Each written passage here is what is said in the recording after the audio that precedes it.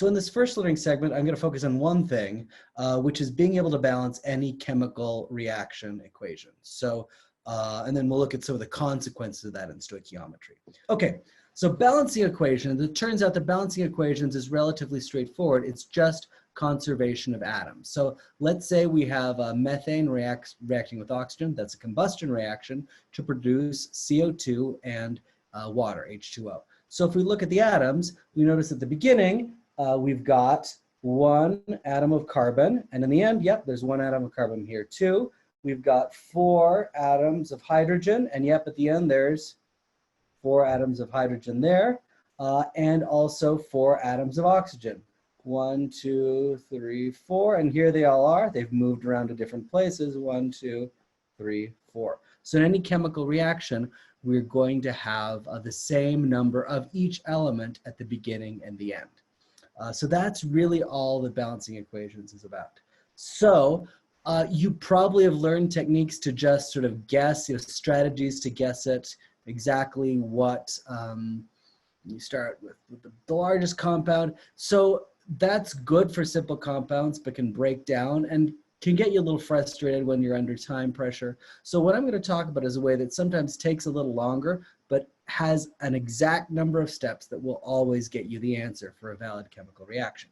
And that is algebra. We take advantage of the fact that we have constraints, we have conservation of each of the atoms, and that will tell us what the chemical equations are. So what are the steps?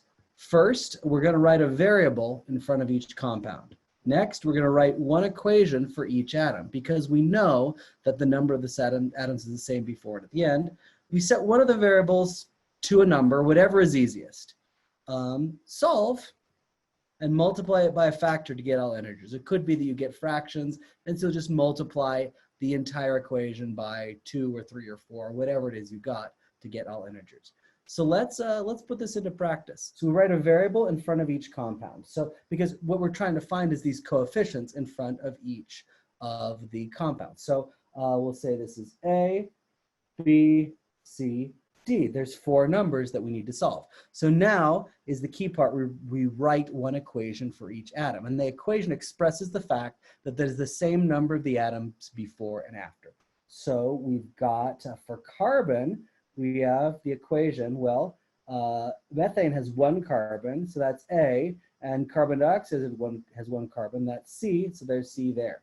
And now the equation for H, well, for each A, there's 4 hydrogens, because methane has 4 hydrogens, so for A, there's 4 times as many hydrogens as there are methanes, is equal to, well, there's 2 hydrogens in each water, so 2D.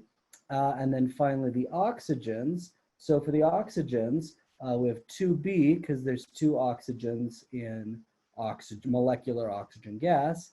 And then there's 2 oxygens in each carbon dioxide, and there's 1 oxygen in water. Right, so there are 3 equations that we have to satisfy. The coefficients in front of each molecule have to satisfy these equations. Okay, so the next step, so that's this step, next step is set one of the variables to whatever seems easiest. So I'm just going to say, let's set A equals 1.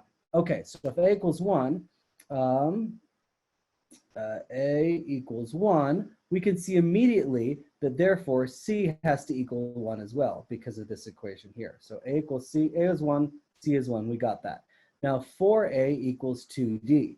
So 4 times 1 equals 2D. Well, we can solve that. That's just 4 equals 2D.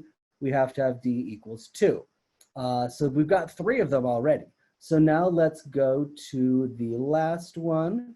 2B, we don't know B, is equal to 2C. We do know C. C is 1 plus D, and D is 2. So we have 2B equals 4, B equals 2. All right, so now we can go back in and plug these in. We see that A is 1, B is 2, C is 1, and D is 2. And sure enough, that gives us, there's 1 carbon on each side.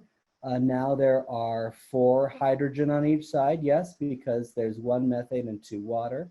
And now there are 4 oxygens on each side. We have 4 2 oxygens in each of the molecular oxygen gas, 2 oxygens in carbon, and 1 in each of the waters. So there we go. We have the same number of atoms on each side. We've balanced the equation.